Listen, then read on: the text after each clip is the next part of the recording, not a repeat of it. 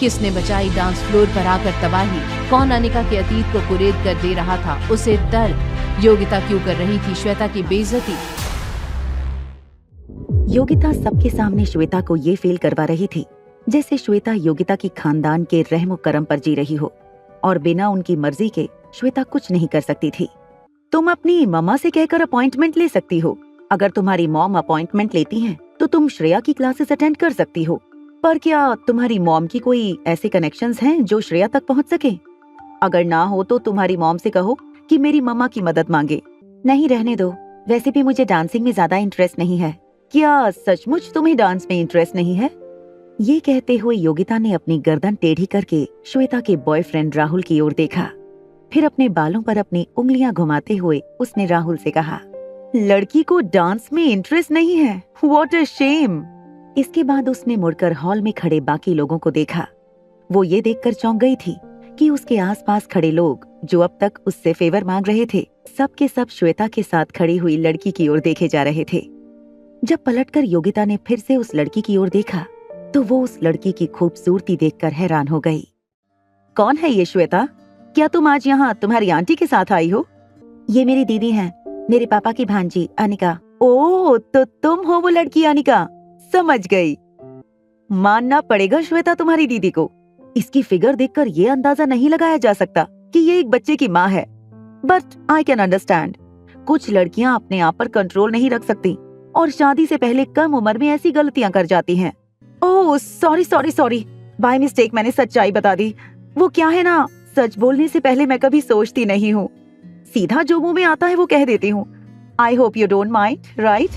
Hall के कोने में खड़ी एक लड़की ने कमेंट पास करते हुए कहा, शक्ल से कितनी खूबसूरत और भोली लगती है ये लड़की। हमने कभी एक्सपेक्ट नहीं किया था कि ये एक बच्चे की माँ होगी। तभी उसके पास खड़े एक लड़के ने उसकी कमेंट का जवाब देते हुए कहा, लगता है आज रात डांसिंग फ्लोर पर कोई पार्टनर ढूंढने आई हो। यू नो, ऐसी लड़कियां वन नाइट स्टैंड में बिलीव करती हैं। ऐसी बातें सुनकर श्वेता उन लड़कों पर गुस्सा करते हुए कहने लगी, शट अप यू इडियट्स। मेरी बहन यहाँ डांस सीखने आई है। अगर किसी को इस बात से ऑब्जेक्शन है तो वो ये हॉल छोड़कर जा सकता है। अरे, तुम तो छोटी सी बात पर गुस्सा हो गई। Don't get angry baby, after all we are cousin. क्या अनिका के पास कोई डांसिंग पार्टनर है? श्वेता ने रूम में खड़े लड़कों की ओर देखा। योगिता के मुंह से अनिका के लिए ऐसी बात सुनने के बाद कोई भी लड़का अनिका के साथ डांस नहीं करना चाहता था। श्वेता लड़कों की रिएक्शन देखकर बहुत नाराज हो गई। It's okay, you enjoy your dancing. मैंने तुमसे कहा ना, मुझे कोई इंटरेस्ट नहीं है। अनिका अपनी मोबाइल पर गेम खेलने लगी। गेम खेलते हुए भी अनिका की नजर श्वेता पर थी, जो राहुल के साथ बीचों बीच डांस कर रही थी। राहुल और श्वेता देखते ही देखते सेंटर ऑफ अट्रैक्शन बन गए। तभी अचानक श्वेता के मन में एक ख्याल आया, राहुल, क्यों ना तुम थोड़ी देर अनिका दीदी के साथ डांस करो? देखो, मैं तुम्हें हर्ट नहीं करना चाहता, मगर मैं अनिका के साथ डांस नहीं कर सकता। जरा सोचो, वो बिना शादी के प्रेग्नेंट हुई है, उसकी लाइफस्टाइल कैसी होगी? तुम मेरी बहन के बारे में जानते ही क्या हो? क्या तुम जानते हो उसकी प्रेगनेंसी कैसे हुई है? बिना किसी को सोचे समझे तुम ऐसा कैसे कह सकते हो? चलो ठीक है, तुम जीत गई, मैं हार गया। मगर सच कहूँ तो अनिका को देखकर लगता नहीं कि वो डांस कर पाएगी। और फिर तुम जानती हो कि मैं प्रोफेशनल की तरह डांस करता हूँ। ये कहते हुए राहुल ने श्वेता का हाथ पकड़कर उसे फिर से गोल घुमा दिया। जैसे ही म्यूजिक का पहला राउंड खत्म हुआ, राहुल और श्वेता ने बाव डाउन करके सबकी तालियों के बीच सबको थैंक यू कहा। तुम यहीं रुको, मैं अनिका दीदी को लेकर आती हूँ। अब अगले राउंड में तुम अनिका दीदी के साथ डांस करना। श्वेता वहाँ खुशी खुशी दौड़कर अनिका के पास आई। श्वेता ने देखा कि इतनी लाउड म्यूजिक में भी अनिका बैठे बैठे दीवार पर सर रखकर सो गई थी। श्वेता ने अनिका को जोर से हिलाकर जगाया। फिर श्वेता ने अनिका को खुशी खुशी ये बताया कि अगले राउंड में उसके लिए एक डांसिंग पार्टनर मिल गया है। किसकी शामत आई है जो मेरे साथ डांस करने वाला है। इससे पहले कि श्वेता अनिका को कुछ बताती, श्वेता ने देखा कि राहुल और योगिता एक साथ चलकर श्वेता के पास आ रहे थे। वाह श्वेता, तुम्हारे पार्टनर ने तो आज पूरे डांसिंग फ्लोर पर धूम मचा दी। सारे मेल डांसर एक तरफ और राहुल की डांसिंग एक तरफ। अगर लड़कियों में सबसे अच्छी डांसर मैं हूँ तो आई एम श्योर कि लड़कों में सबसे अच्छा डांसर इस वक्त इस फ्लोर पर अगर कोई है तो वो है राहुल। अगले राउंड में राहुल मेरा डांसिंग पार्टनर होगा। क्या तुम सचमुच ऐसा करने वाले हो? देखो, डांस सिर्फ मेरी हॉबी नहीं बल्कि मेरा पैशन है। तुम तो जानते हो मुझे इंटरनेशनल बॉलरूम डांसिंग कंपटीशन में हिस्सा लेना है। अगर मुझे मिस श्रेया से कोई डांसिंग टिप्स मिल जाती हैं तो मुझे लगता है ये मेरे लिए बहुत बेनिफिशियल होगा। ठीक है राहुल, तो फिर मेरा भी फैसला सुन लो। मैं तुम्हें चुनने का मौका देती हूँ। या तुम मेरे डांस पार्टनर बने रहो या हम आज ही इसी वक्त ब्रेकअप करेंगे। ये क्या बकवास कर रही हो तुम? काम डाउन राहुल, लो मेंटालिटी लड़कियों के साथ अक्सर ये होता है। देखो श्वेता, मैं सिर्फ राहुल के साथ डांस करना चाहती हूँ। इसमें इतना बड़ा सीन क्रिएट करने की कोई जरूरत नहीं है। आज मल्होत्रास की इतनी हैसियत नहीं है कि वो श्रेया अय्यर को अपनी बेटी को ट्रेन करने के लिए रिक्वेस्ट कर सकें। किसने कहा कि मल्होत्रा खानदान श्रेया अय्यर को नहीं बुला सकता? आसपास खड़े सारे लोग अनिका की ओर देखने लगे। अनिका ने बड़े ही कैजुअली अपने हाथ में अपना मोबाइल फोन घुमाते हुए कहा, आप लोगों से किसने कह दिया कि मल्होत्रा खानदान श्रेया अय्यर को इनवाइट नहीं कर सकता? अगर तुम श्रेया की इतनी बड़ी फैन हो तो जब वो दिल्ली आएगी तो हम उसे फोन करके अपने घर बुला लेंगे। वहीं पर श्रेया तुम्हें थोड़ी गाइडेंस भी दे देगी। अनिका के मुंह से ये बात निकलते ही योगिता और उसके फ्रेंड्स खामोश होकर एक दूसरे को देखने लगे। राहुल ने तुरंत योगिता का हाथ छुड़ाते हुए अनिका से पूछा, क्या सचमुच तुम श्रेया अय्यर को अपने घर बुलाने वाली हो? पीछे खड़ी एक योगिता की फ्रेंड ने श्वेता से कहा, तुम्हारी कजन लगता है बहुत बड़ी ब्लफ मास्टर है। क्या उसे पता भी है कि श्रेया अय्यर कौन है? श्रेया अय्यर कोई मॉडलिंग एजेंसी की कास्टिंग मॉडल नहीं है, बहुत बड़ी डांसिंग सेंसेशन है। लंदन, पेरिस, न्यूयॉर्क के बड़ी बड़ी घराने श्रेया अय्यर को अपने बच्चों को ट्रेन करने के लिए इनवाइट करते हैं और करोड़ों रुपए देने के लिए भी तैयार होते हैं। इतना ही नहीं, हमारी दिल्ली और इंडिया की शान सिमरन मेहरा भी अपनी बेटी को डांस सिखाने के लिए श्रेया अय्यर के पीछे लगी होती है।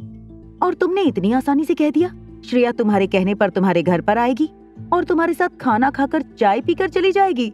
ये बात सुनकर हॉल में खड़े सारे लोग अनिका और श्वेता पर हंसने लगे। देखो, ये लड़की मेरे ख्याल में ऊंचे खानदान के लोगों के साथ कभी नहीं मिली जुली। इसे पता नहीं कि यहाँ फेंकने की भी एक लिमिट होती है। लेकिन चलो, पहली बार है, सब लोग इसे माफ कर दो। श्वेता की आंखों से आंसू छलकने ही वाले थे। तभी अनिका ने श्वेता का हाथ पकड़ा और उसे खींचकर डांस हॉल से बाहर ले गई। डांस हॉल से थोड़ी दूर पार्किंग एरिया में आते ही श्वेता फूट फूट कर रोने लगी। अपनी कार के बोनट से लगकर अनिका ने अपने हाथ पर हाथ चढ़ा लिया और चुपचाप श्वेता को देखने लगी।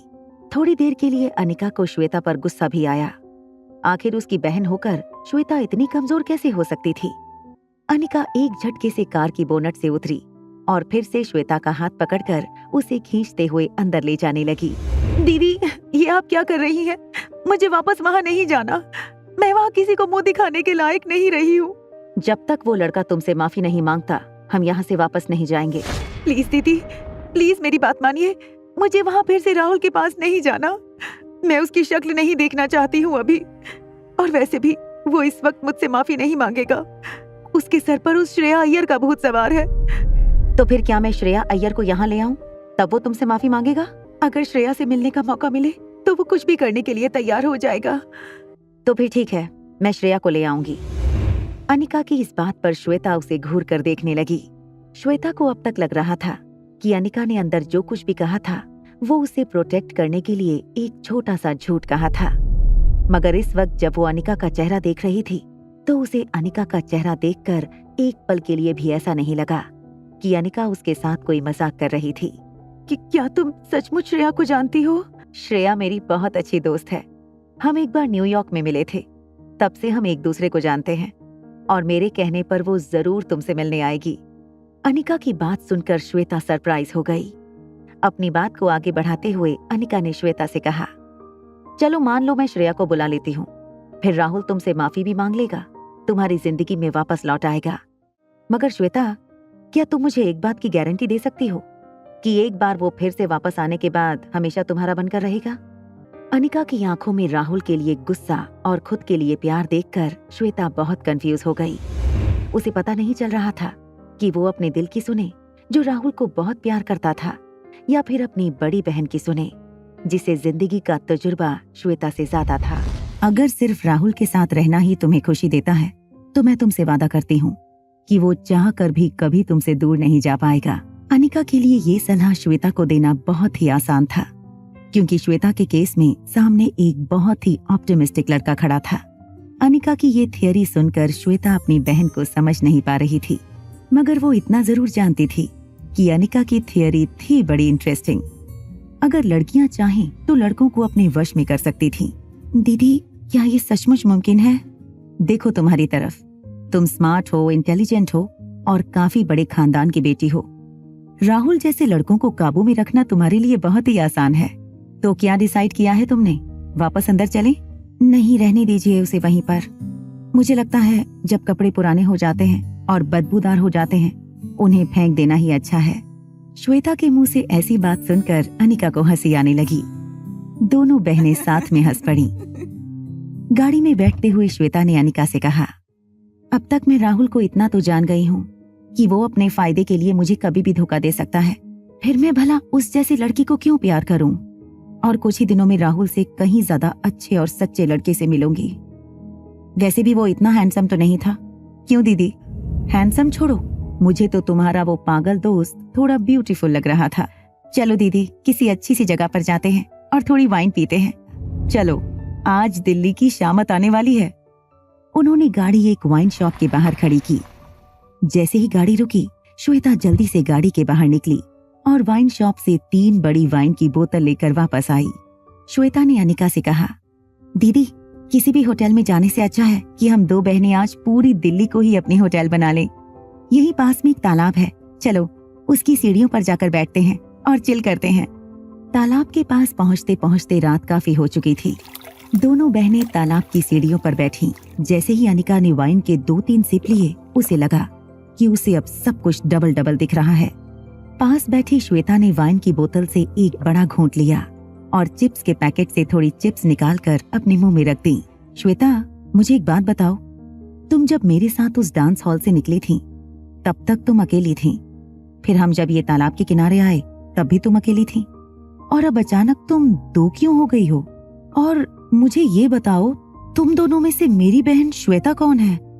तुम या फिर तुम? वाह दीदी, अब समझी। मेरे ख्याल में तुम शराब के मामले में अभी भी बच्ची हो। श्वेता के मुंह से बच्ची शब्द सुनते ही अनिका को कुछ याद आया। उसने अपनी आंखें झपकाना शुरू कर दिया। फिर अचानक ही खड़ी हो गई। अपने पर्स से फोन निकालकर उसने तेजी से एक नंबर डायल किया। मिस अनिका, कैसी हैं आप? Mister Marwa, I am drunk.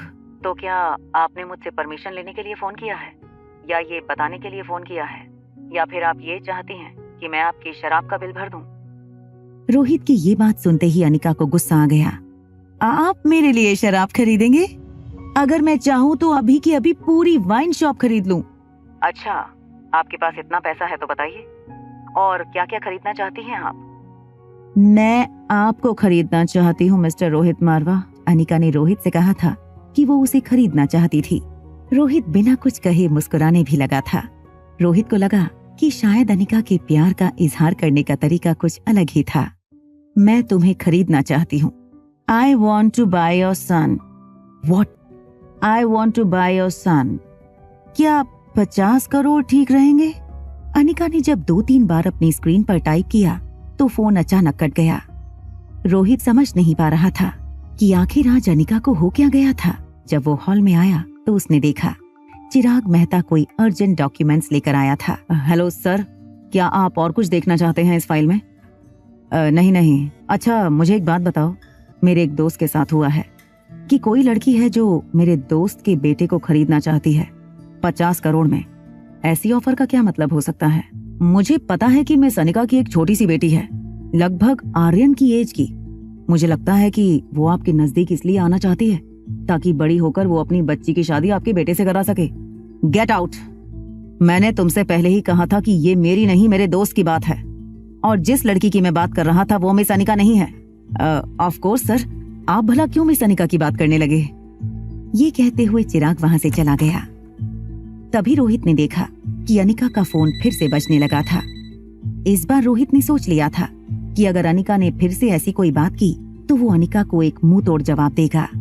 Hello, साफ साफ कहिए, आप क्या कहना चाहती हैं? अनिका नशे में करने वाली थी एक और बड़ी गलती, जो उसे हमेशा के लिए अपने बेटे से कर देगी जुदा, या तकदीर खेलेगी कुछ ऐसा खेल जो बढ़ा देगी अनिका और रोहित के बीच नजदीकियां, जानने के लिए देखिए अगला एपिसोड सिर्फ पॉकेट FM के YouTube चैनल पर। और एक लड़की को देखा तो के सारे एपिसोड्स को सुनने के लिए डिस्क्रिप्शन में दी हुई लिंक से डाउनलोड कीजिए पॉकेट FM।